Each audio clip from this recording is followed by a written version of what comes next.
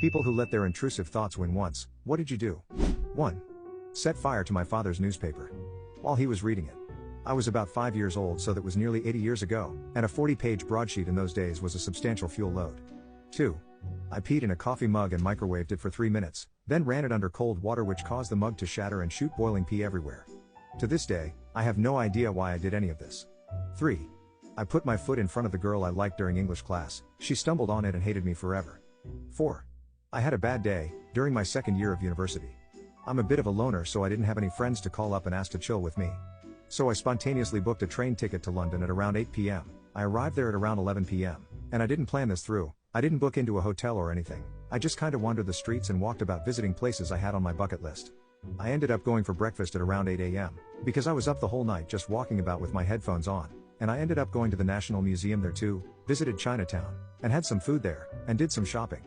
By 5 p.m. I was on my way back to my student accommodation, which was a 4-hour journey on the train. I wouldn't change a thing about that day. It was so good.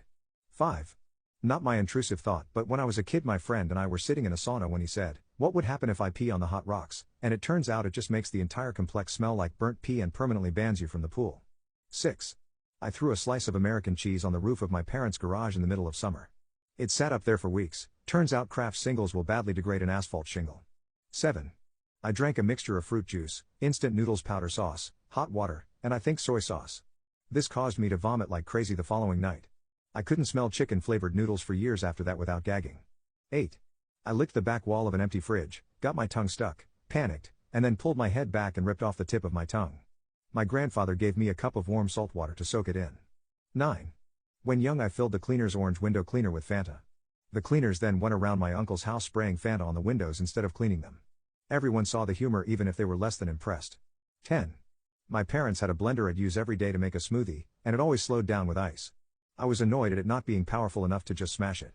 I thought, I bet I'd be able to stop it with my finger if I pushed down on the middle bit.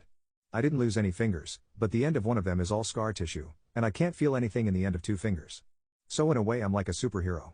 In another, more accurate way I'm an idiot.